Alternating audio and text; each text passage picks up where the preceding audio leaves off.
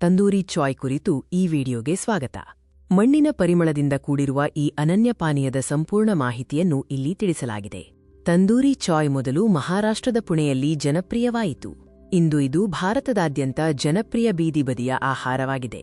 ಇದನ್ನು ಮಣ್ಣಿನ ಮಡಿಕೆಯ ಮೂಲಕ ಬಿಸಿಲಿನ ವಿಶಿಷ್ಟ ರುಚಿ ಸೇರಿಸಿ ತಯಾರಿಸಲಾಗುತ್ತದೆ.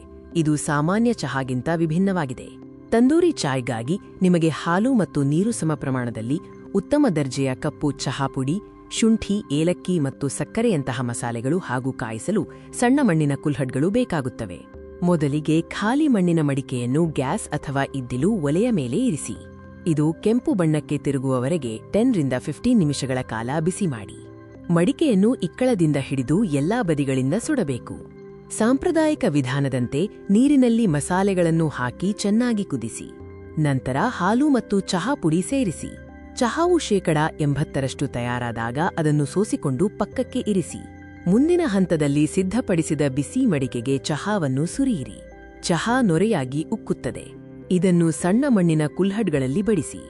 ತಂದೂರಿ ಚಾಯ್ 100% ನೈಸರ್ಗಿಕ ರುಚಿಯನ್ನು ಹೊಂದಿದೆ.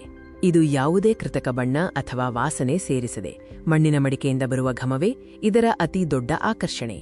ಇದು ಮಣ್ಣಿನ ಖನಿಜಗಳ ಆರೋಗ್ಯಕರ ಗುಣವನ್ನು ಸಹ ನೀಡುತ್ತದೆ. ತಂದೂರಿ ಚಾಯ್ ಸಾಂಪ್ರದಾಯಿಕ ಚಹಾಗಿಂತ ವಿಭಿನ್ನವಾಗಿದೆ. ಇದು ಸುಟ್ಟ ಮಡಿಕೆಯ ಮೂಲಕ ಹೊಗೆಯ ಪರಿಮಳವನ್ನು ಪಡೆಯುತ್ತದೆ ಮತ್ತು ಇದನ್ನು ಸಣ್ಣ ಮಣ್ಣಿನ ಕುಲ್ಹಡ್ಗಳಲ್ಲಿ ಬಡಿಸಲಾಗುತ್ತದೆ. ಈ ವಿಡಿಯೋವನ್ನು ನೋಡಿದ್ದಕ್ಕಾಗಿ ಧನ್ಯವಾದಗಳು. ತಂದೂರಿ ಚಾಯ್ ಸವಿಯುವ ಮೂಲಕ ನಿಮ್ಮ ದಿನವನ್ನು ಆನಂದಮಯವಾಗಿಸಿ.